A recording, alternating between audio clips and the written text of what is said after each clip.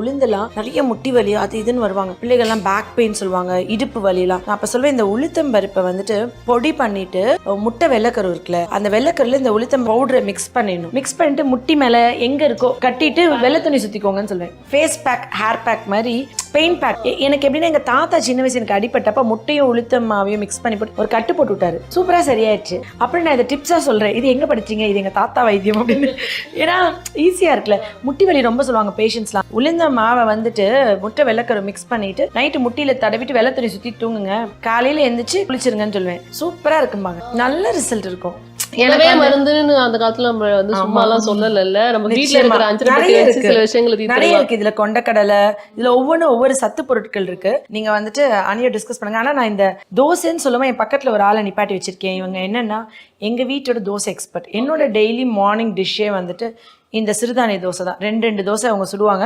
இந்த ரெடி பண்ணி வச்ச மாவுல இப்ப அவங்க தோசை சுட்டு, குறிப்பா குழந்தைங்களுக்கு வெயிட் போடணும், வெயிட் கம்மியா இருக்கு, இல்ல டயபெட்டிக் பேஷண்ட்ஸ் இருக்காங்க, உடம்பு வெயிட், சுகர் கூடாது, ஆப்வியஸா கொலஸ்ட்ரால் குறையும், பிபி குறையும். இதுல இருக்கிறது எல்லாமே குளூட்டன் ஃப்ரீ. இந்த தோசையில நெய் விட்டு சாப்பிடும் போது மசில் பாடி பில்ட் பண்றதுக்கு. இப்போ பட்னியா வந்து வெயிட் குறைக்கிறதுல எனக்கு உடன்பாடு கிடையாது. வெயிட் ரிடக்ஷன் பிளான்ல போறாங்கல்ல, அவங்க எல்லாமே இந்த ஒயிட் ரைஸை குவிட் பண்ணணும். அப்புறம் யாரை பார்த்தாலும், என்ன உங்க ஹஸ்பண்ட் மெலிஞ்சிருக்காரு, சுகர் வந்துச்சா, சுகர் செக் பண்ணுங்க, என்ன வீக் ஆயிட்டீங்க அப்படிங்க. பகீர்னதுல ஹெல்த்தியா வெயிட் குறைக்கிறது கூட.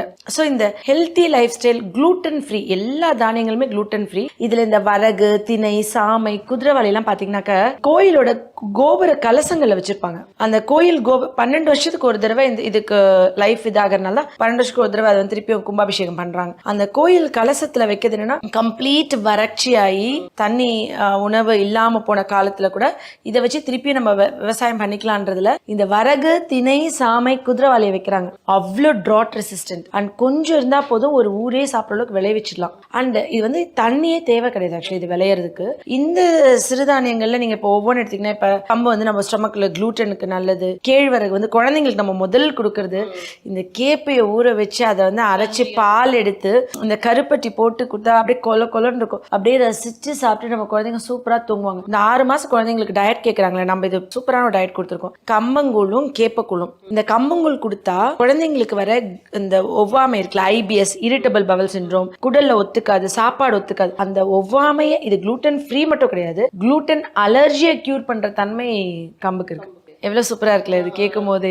இதுல ஒவ்வொன்றுமே அப்படிதான். ஆக்சுவலி நான் செஃப் தாமு அப்பா நானும் அவரை ஒரு இது கண்டெஸ்ட் கலந்துக்கும் போது அவர் வந்து இந்த வரகு பத்தி அவ்வளோ நேரம் பேசிட்டு இருந்தார்.